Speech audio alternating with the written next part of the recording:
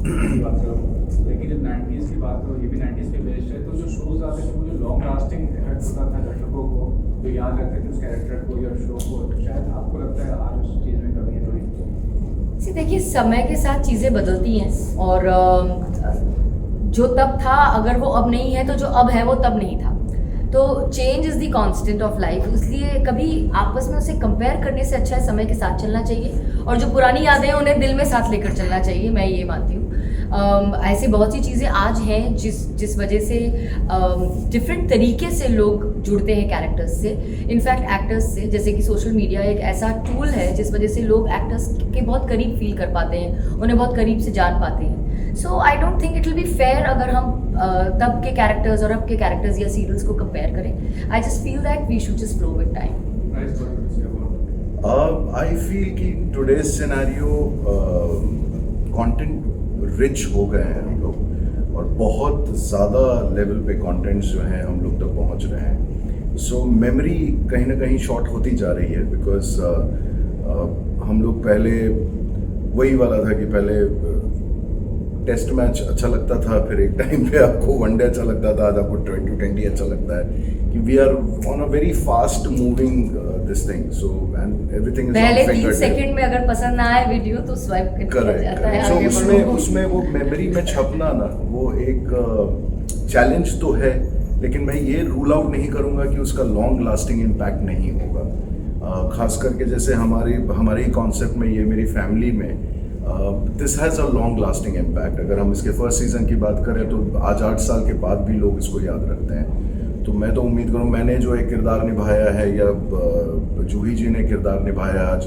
20 साल 22 साल हो गए, मतलब 2 दशक हो गया और लोग याद रखते हैं। तो sometimes the kind of work you do you have to just be with that work and बाकी तो फिर वो बहता चलता है, ऐसा नहीं है कि उसकी याद ख़त्म होती है। And lastly, what is the biggest benefit as an artist working in OTT platform? क्या है सब पॉजिटिव इम्पैक्ट होता है? आई थिंक अगर मैं कहना चाहूँ तो फॉर मी सबसे बड़ा जो एक जो आप बेनिफिट की बात करें वो ये है कि जब आप टीवी सीरियल्स करते हैं तो वो बहुत लॉन्ग रनिंग होते हैं और आप उसमें टाइम कमिटमेंट बहुत ज़्यादा होता है। Even through out the month आप शूट कर रहे होते हैं, जब आप स्टार्ट करते हैं तो आपको यही नहीं पता होता है कि वो ख़त्म कब होने वाला है, तो आप कितना लंबा कमिट कर रहे हैं अपने आप को किसी एक प्रोजेक्ट के साथ, ये आपको मालूम नहीं होता है। वेयरएज़ यहाँ आपको शुरू से ही मालूम है कि इतने दिन की शूटिंग है, इतने एपिसोड्स हैं, आप एक किरदार निभाते हैं, उससे जुड़ते हैं, अगर और सीजन आते हैं तो आप लंबे वक्त तक जुड़ते हैं, नहीं तो आप दूसरा किरदार निभाने के लिए आपके पास टाइम होता है और पर्सनल लाइफ बैलेंस हो पाती है। तो वर्क लाइफ बैलेंस अच्छा मेंटेन हो सकता है, जो कि टेलीविज़न में थोड़ा मुश्किल हो पाता है। एंड मैं तो टेलीविज़न का हिस्सा बहुत ही लंबे समय से रही हूँ और अब भी हूँ, क्योंकि मेरा बेस टेलीविज़न है, मेरे रूट्स वही हैं। तो ये एक चीज़ है जो डिफ़िकल्ट लगती है। उस एक चीज़ में यहाँ डेफिनेटली आसानी है कि आपको इतना लंबा कमिट नहीं करना पड़ता, बट चैलेंज ये है कि बहुत कम टाइम में ही आपको वही केमिस्ट्री अपने को एक्टर्स के साथ बिठानी होती है, आपको कैरेक्टर का सुर पहले दिन से सही लगाना होता है, क्योंकि सीरियल्स में आपको ये वक्त मिलता है कि अगर आज नहीं तो 5 दिन बाद भी आपका सही सुर लगा तो आपके पास और 4 साल है जब तक आप वो सुर लगाए रख सकते हैं, बट यहाँ बहुत लिमिटेड टाइम है। So you can not take time to get into the skin of the character or to develop a chemistry with your co-actors. It has to be there right from the word go. And I think What's your take about तुम्हारी I think irrespective of what character you are playing, even if it's a minute long character, अगर आपका बहुत छोटा सा character है, आप बहुत ज़रूरी नहीं है कि आपको लीड ही करना है टू to get appreciated और noticed, Right. So I think ये एक बहुत बड़ा बेनिफिट है, Right. क्योंकि बहुत से एक्टर्स हैं बाहर जो पता नहीं कब मुंबई आए, कितने सालों से बस ऑडिशंस दे रहे हैं, जिन्हें पता नहीं कितनी बार ये सुनना पड़ा होगा that you are not fit for a hero और अ हीरोइन, बट उनके लिए एक बहुत बड़ा प्लेटफॉर्म है to showcase their talent, because वो 10 मिनट में भी कर सकते हैं, 1 घंटे में भी कर सकते हैं और पूरी सीरीज में भी कर सकते हैं। मेरा ये है कि ऐसी डिस्क्रिमिनेशन अब ख़त्म हो गया है कि कौन सा प्लेटफॉर्म बेस्ट है, बेटर है, whether it is OTT, whether it is television, film. Work culture अलग अलग है। Exactly. हमें अडेप्ट करने की ज़रूरत होती है, हमें एडजस्ट करने की ज़रूरत होती है। हम जो टेलीविज़न में परफॉर्म करते हैं वही हम फिल्म में भी करते हैं, वही हम OTT पे भी करते हैं। OTT में जो सबसे बड़ा एडवांटेज है कि इसमें इसकी तैयारी बहुत अच्छी होती है। टेलीविज़न में ये है कि आपको रोज़ राक्षस को खाना खिलाना होता है लेकिन इसमें ये होता है कि आपके पास समय होता है, आप एक कॉन्सेप्ट के साथ बहुत समय तक जीते हैं, फिर एक प्रिपरेशन टाइम मिलता है, बिकॉज जैसा जूही जी ने बोला कि बहुत कम शूटिंग का बहुत कम समय मिलता है, ऑन फ्लोर बहुत कम समय मिलता है, लेकिन प्रिपरेशन टाइम जो है वो हमारे पास बहुत होता है, जहाँ पे हम किरदार को बहुत अच्छे से समझ सकते हैं।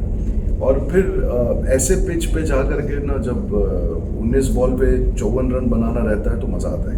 वाह वाह, you Thank you. thank you. For the OTT. Thank you. What is the concept of this show and what was so inspiring to be part of this show as well?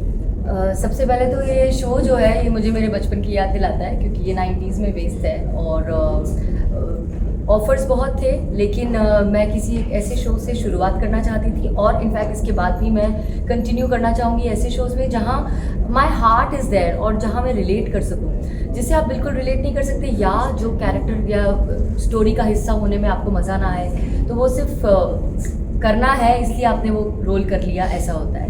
But जब मुझे ये मेरी family की story सुनाई गई और नीरजा का character बताया गया, इतना रिलेटेबल था और मैं अपने बचपन में ट्रांसपोर्ट हो गई थी, तो मुझे लगा कि मैं जाऊंगी अपने बचपन के टाइम में, लेकिन एक्चुअली अपनी मम्मी का रोल प्ले करूंगी, तो it will be something interesting और बहुत ही relatable.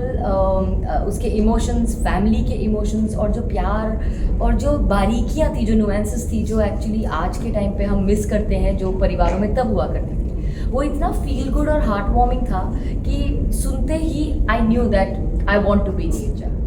What is the character you are playing? What really?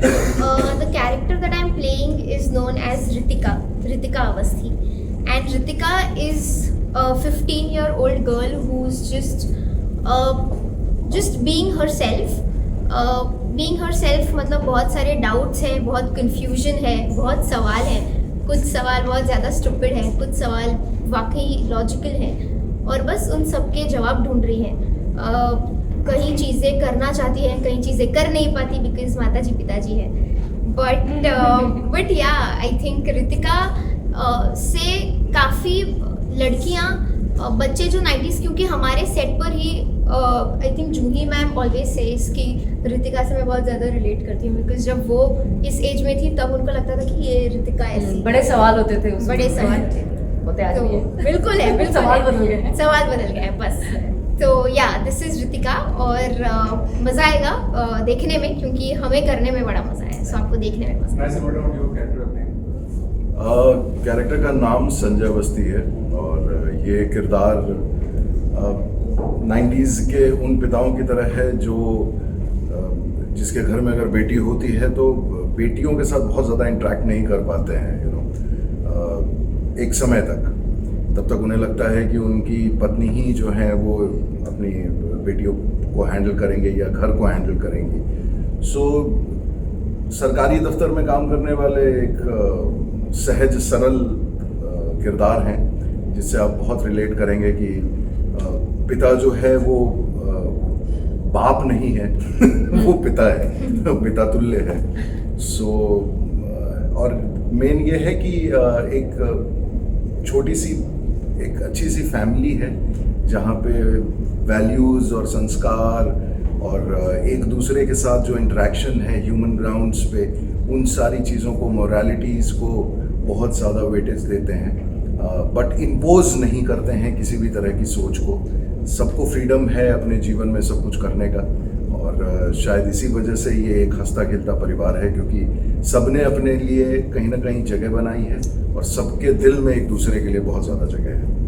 Ma'am आज के दौर में शोज